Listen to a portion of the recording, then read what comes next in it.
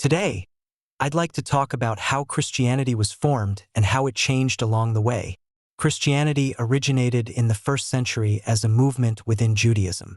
It was initially shaped around the life and teachings of Jesus of Nazareth, who preached love, compassion, and a personal relationship with God. His followers viewed him as the long-awaited Messiah. However, as the religion spread over time, it began to diverge from its original spiritual foundation.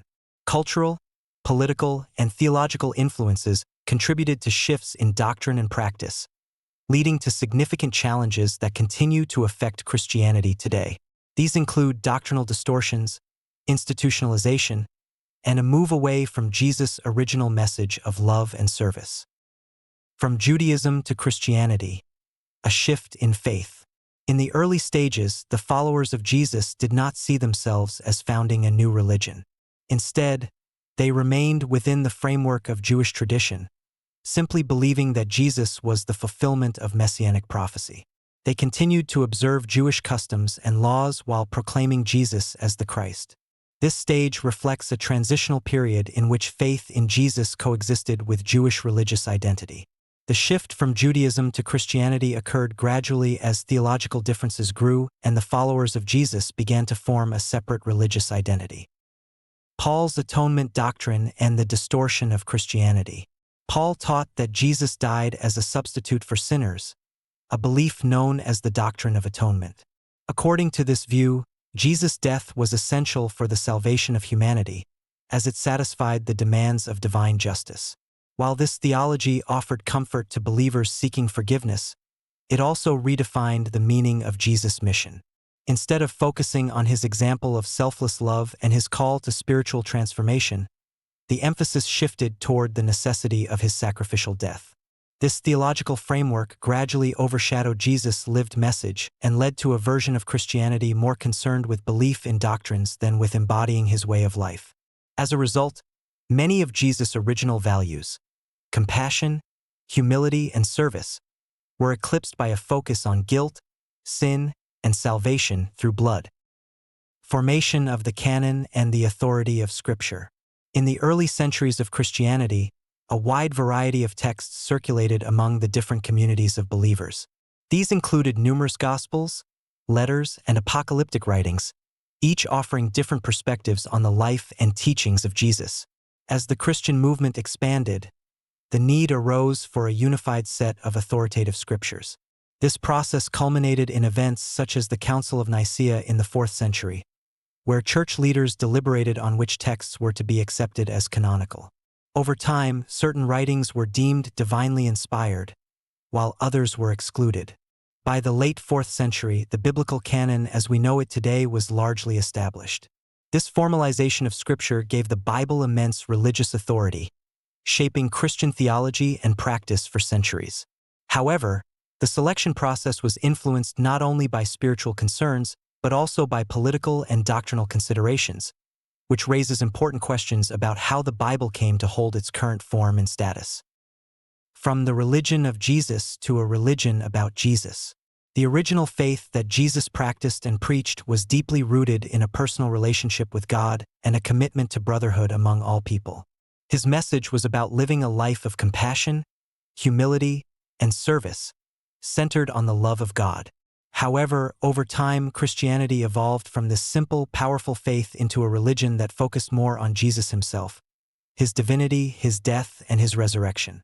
The transformation was further intensified when Christianity was adopted as the state religion of the Roman Empire.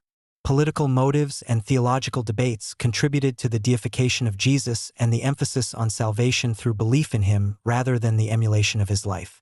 As a result, the dynamic, lived religion that Jesus embodied was gradually replaced by institutionalized beliefs about him, leading to a fundamental shift in Christian identity and purpose. Returning to the teachings of Jesus. To restore the heart of Christianity, we must return to the original teachings of Jesus. This means placing renewed emphasis on developing a personal relationship with God, one that is sincere, individual, and spiritually transformative. Jesus did not preach dogma. He lived a life of unconditional love and selfless service, and he called others to do the same. Christianity must move back toward being a religion of action, one that reflects divine love through everyday acts of kindness, justice, and compassion. By focusing once again on how Jesus lived, rather than solely on how he died, we can recover the power and purity of his spiritual message. In doing so, we not only honor Jesus more deeply but also make his vision for humanity a living reality. Misunderstandings and distorted doctrines in Scripture. Throughout history, certain interpretations of biblical teachings have led to misunderstandings about God's nature and Jesus' mission. For example, the doctrine of atonement has sometimes portrayed God as wrathful and in need of appeasement through a sacrificial death. This depiction distorts the image of a loving, compassionate Creator. Similarly, the concept of original sin has been interpreted to mean that humanity is inherently flawed and separated from God from birth. Such views can limit our understanding of divine love, painting God as judgmental rather than nurturing. These doctrinal errors have not only caused confusion among believers, but have also driven some people away from faith altogether. It is essential to re-examine these interpretations in light of Jesus' original message. Re-examining Christian doctrines. To revitalize the Christian faith, we must take a critical yet respectful look at certain long-standing doctrines. The idea of original sin should be re-evaluated in the light of God's unconditional love. Rather than seeing humanity as fundamentally corrupt, we can affirm the inherent dignity and spiritual potential within every person. Likewise, the doctrine of atonement needs to be reconsidered, not as a divine necessity, but as a tragic consequence of human misunderstanding and resistance to truth. Jesus' death was not the goal of his life but a result of the courageous truth he proclaimed. Most importantly, we must reinterpret the nature of God, not as a remote judge, but as a loving parent who desires a personal relationship with each soul. This new understanding can breathe life back into a faith that is too often weighed down by fear, guilt, and rigid doctrine. Challenges for modern Christianity. In the modern world, Christianity faces several profound challenges. One of the most pressing is doctrinal rigidity, an unwillingness to revisit or revise traditional beliefs, even when they no longer serve the spiritual needs of contemporary believers. Another issue is the lingering political influence of religion.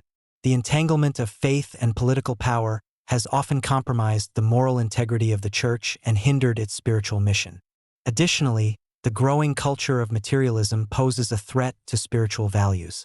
In a world increasingly driven by wealth, status, and consumption, the message of simplicity, humility, and love risks being overshadowed.